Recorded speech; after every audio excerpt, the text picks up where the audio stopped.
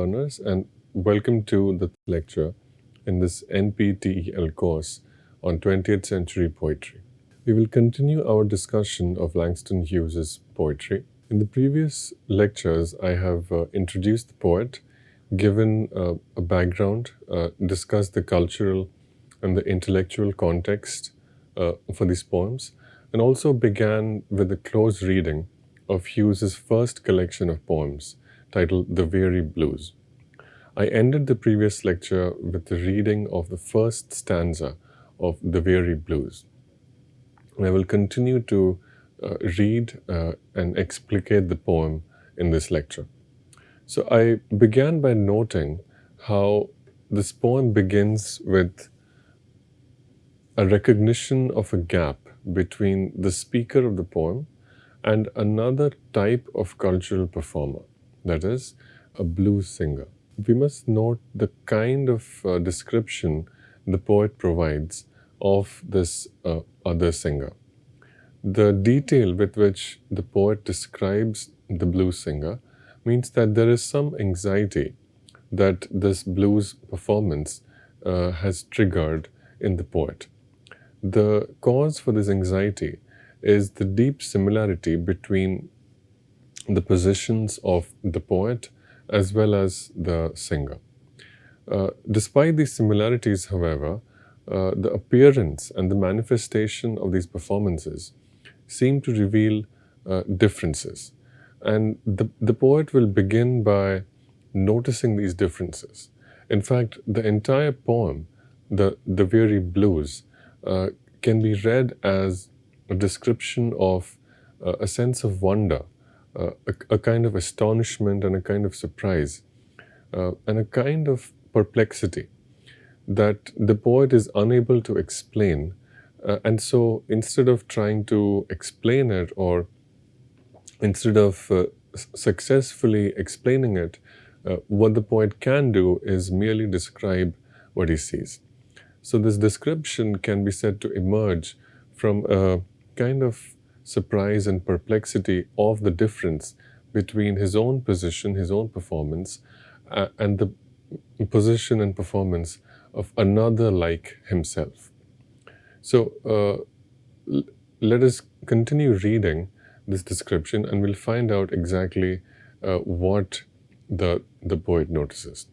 So the second stanza continues by reducing the gap between the speaker and the person the speaker is observing and writing about. O blues, swaying to and fro on his rickety stool, he played that sad, raggy tune like a musical fool. Sweet blues, coming from a black man's soul. O blues, in a deep song voice, with melancholy tone, I heard that Negro sing, that old piano moan. So this is more of repetition here. The first half of the second stanza continues by describing more details of what the poet observed, but at this point, with the hyphen and repeating mention of the piano, at this point the poem shifts from simply describing to repeating the words, to actually quoting the words that were spoken by the blues singer. And it's important to note that while the poet quotes the blues singer, it is not simply a reporting, or it is not simply a journalistic or scientific report in which the author remains completely objective and simply provides the words without judgment or without opinion. That's not the case here, because the speaker is repeating those words with a great deal of accuracy, and these words are almost repeated with the same level of feeling and investment. So while the poet claims merely to describe, in the accuracy of the description, we can see that the poet is getting more than a little carried away and is getting invested emotionally and intellectually in the kind of claim that the singer is making. So we can see these slippages, we can see this investment in the words that are presented within quotation marks. So these ostensibly are the words that are sung by the uh, blues singer and which Hughes's speaker is quoting. So here is what the singer sang. Ain't got nobody in all this world, ain't got nobody but myself. I's going to quit my frownin' and put my troubles on the shelf. So after the quotation marks are closed, the poet again slips back to a reporting tone and describes the sounds and the actions that the blues singer undertook. Thump, thump, thump went his foot on the floor. He played a few chords, then he sang some more. Again, after this description, more words are quoted, and we can see that the poet now is halfway between repeating the words and actually almost singing the words that were heard, that were sung by another singer. Again, the quotation marks begin, and we see why this poem is titled The Weary Blues. The poet quotes the singer as singing, I got the weary blues and I can't be satisfied. Got the weary blues and can't be satisfied. I ain't happy no more and I wish that I had died. And again, after this quotation is closed, the poet offers us his concluding thoughts, his summation of what this experience was about, what this quality of singing reveals about the person who was singing. And the poet writes, and far into the night he crooned that tune. The stars went out and so did the moon. The singer stopped playing and went to bed, while the weary blues echoed through his head. He slept like a rock or a man that's dead. And here the poem ends, and we are left with a wide range of sonic experiences. The poem has changed its tone several times.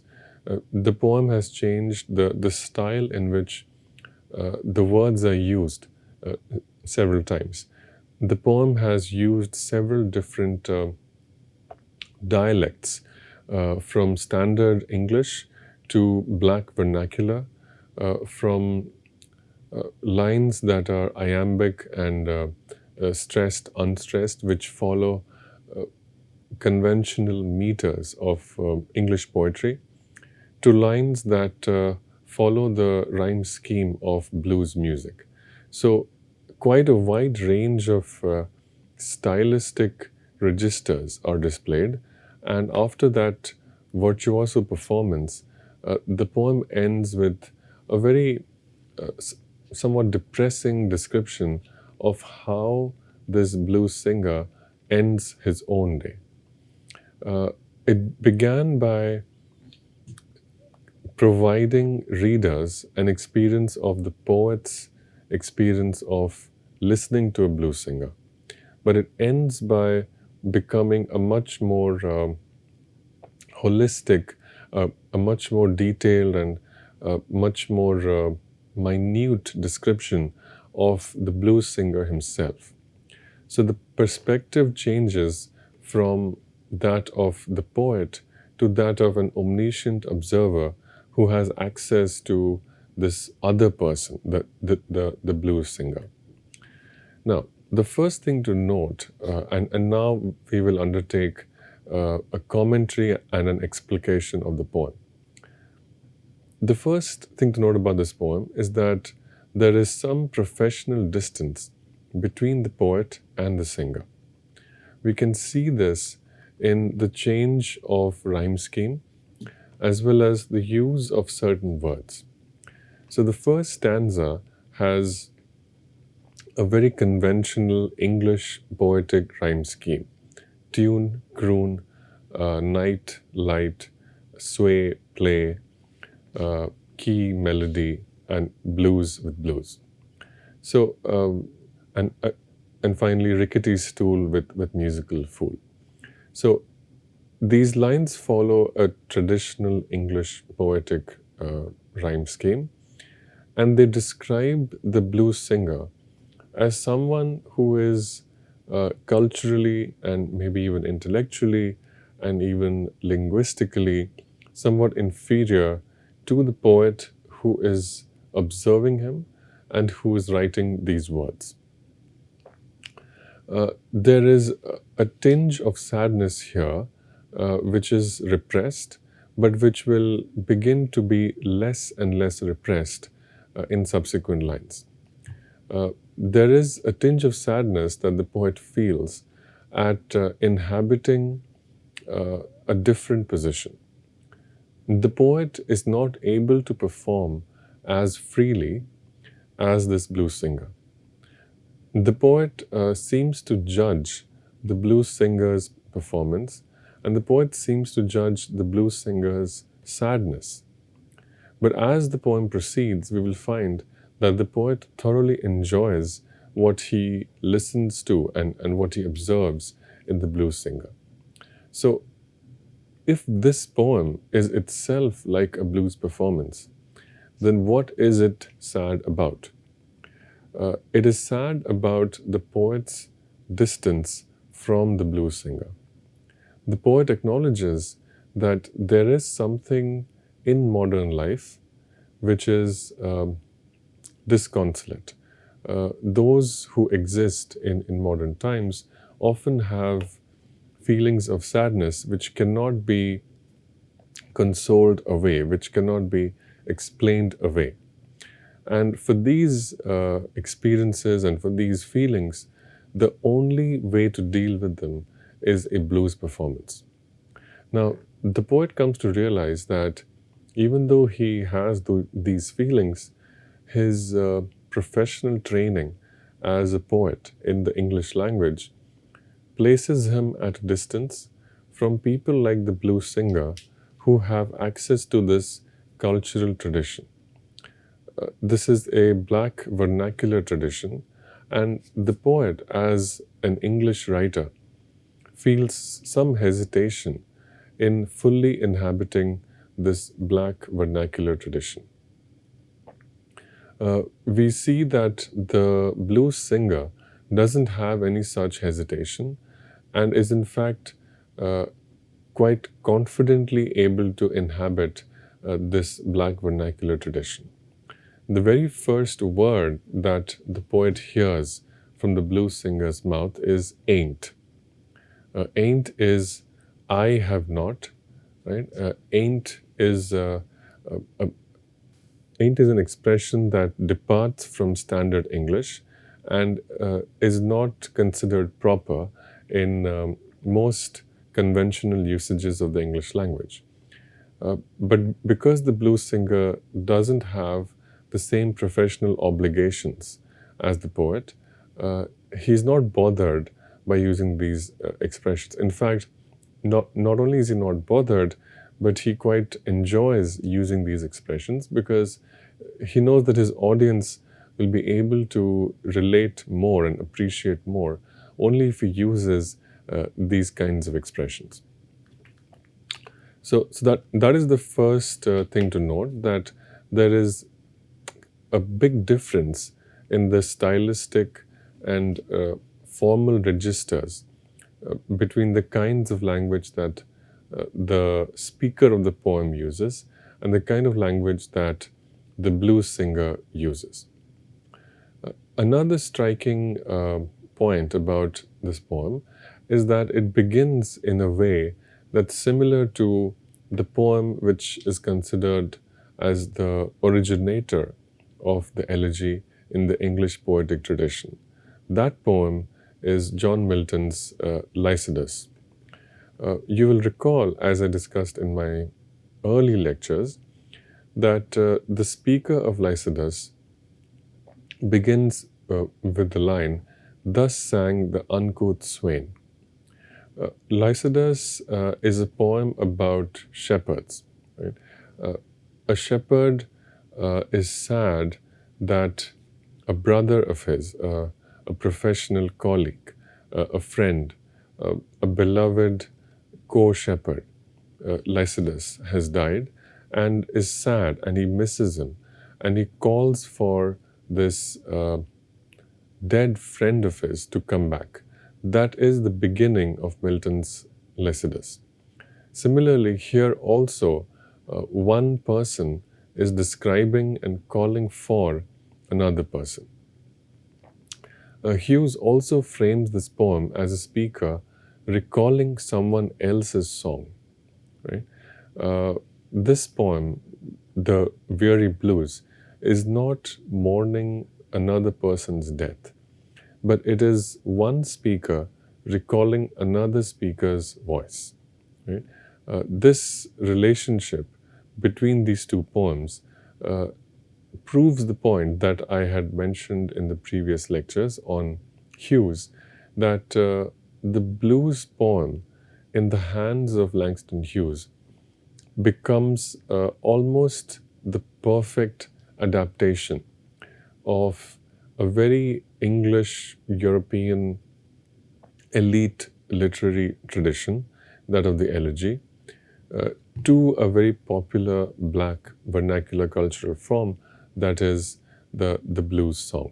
Okay? So these two different cultural traditions are synthesized together, and the first instance or the first manifestation of that synthesis is in Hughes's framing of this poem as one speaker describing another speaker's song. Now, I mentioned this earlier, but we can see how the Weary Blues can be interpreted in two ways. The first is that it is a report and a description of a particular blues performance as weary. Additionally, the title The Weary Blues can also be read as a self-description of the poem itself as a particular kinds of blues performance. That is, this is the more obvious reading of the title.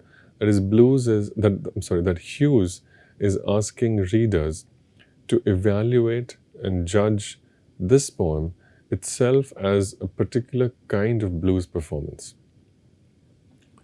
In doing so, Hughes is asking a lot from his readers, because he's asking readers to compare two very different forms and to evaluate one form, that is the English poem that is written and read, to a form that is sang and heard. So this is a big intellectual claim that Hughes is making, and we can understand that by understanding how the word weariness operates. The weariness can apply to the singer the poet observes and to the quality of emotions that the poet himself describes. So, the words that the poet describes the singer speaking, those words are the words spoken by someone who is weary. On the other hand, they can also signify how the singer is weary of his own sadness.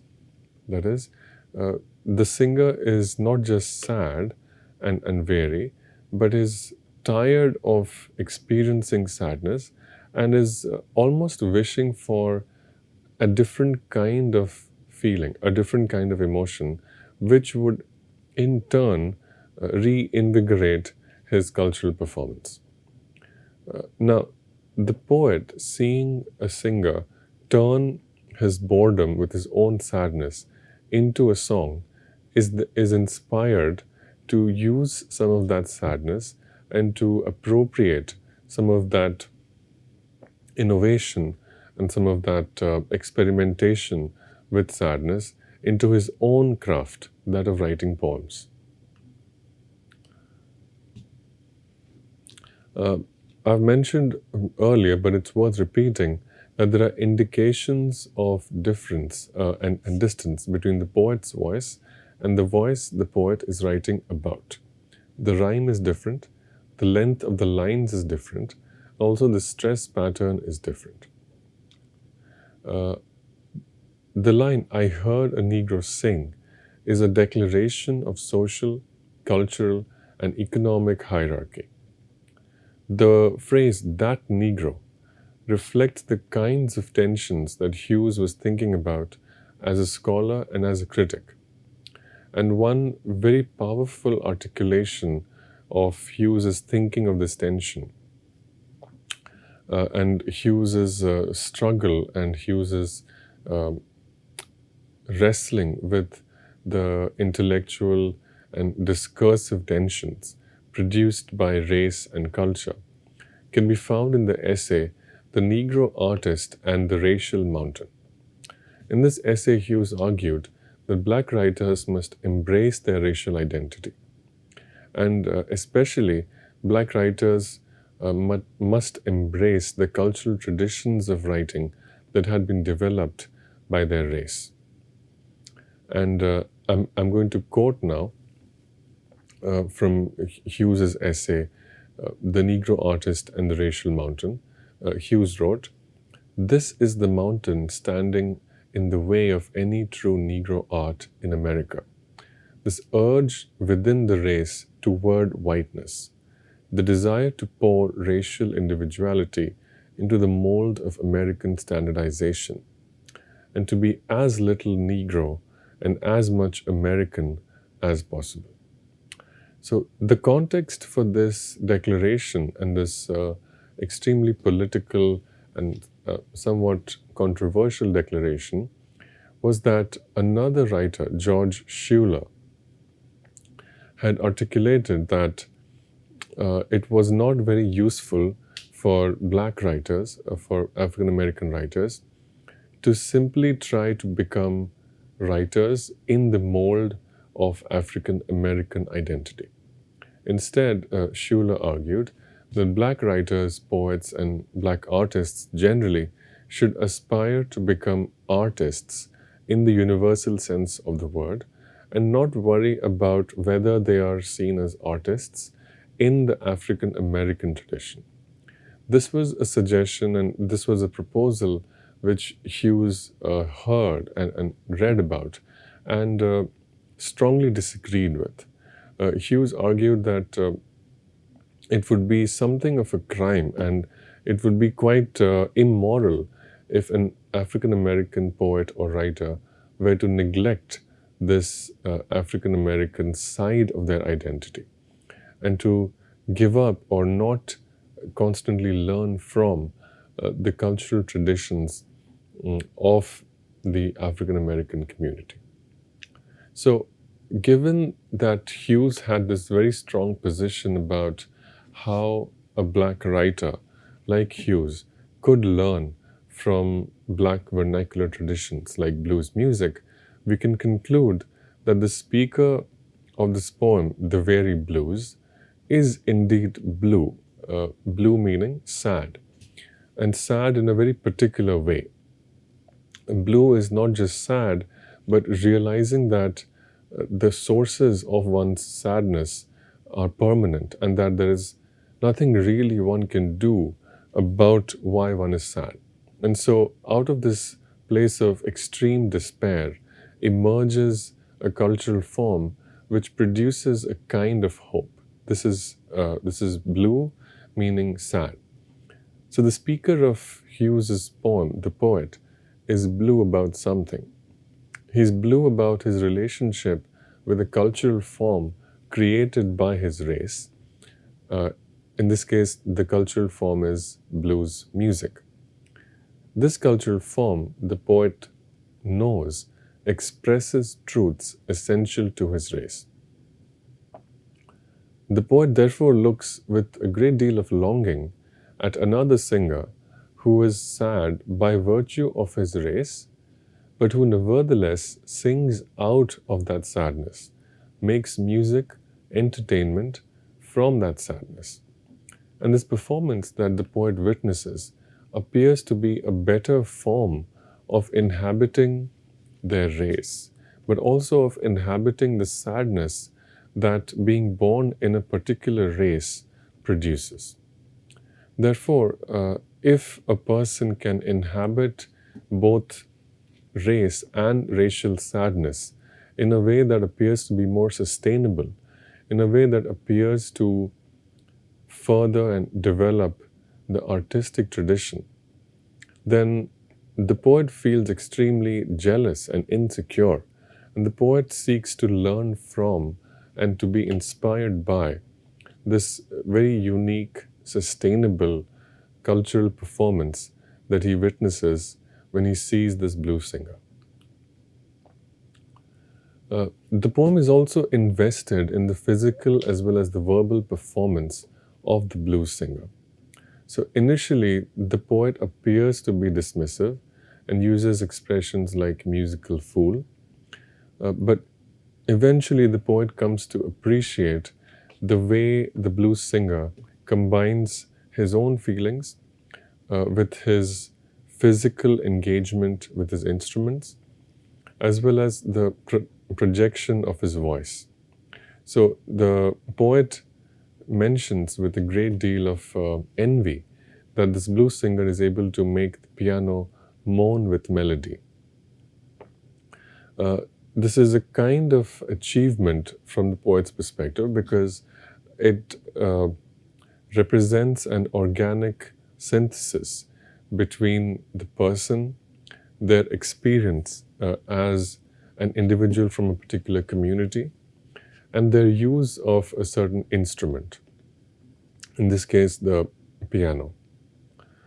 The singer's determination to quit his frowning and to put his troubles on the shelf also speaks to the poet's struggle and the Langston Hughes's own quest and his effort to do something, which is to find a means of transforming the sadness, the inequality, the frustration, the anger of being an African American individual, not just into ideas or opinions, but into forms of writing, forms of producing culture, which would not simply repeat the fact of racial suffering, but which would actually give pleasure to readers.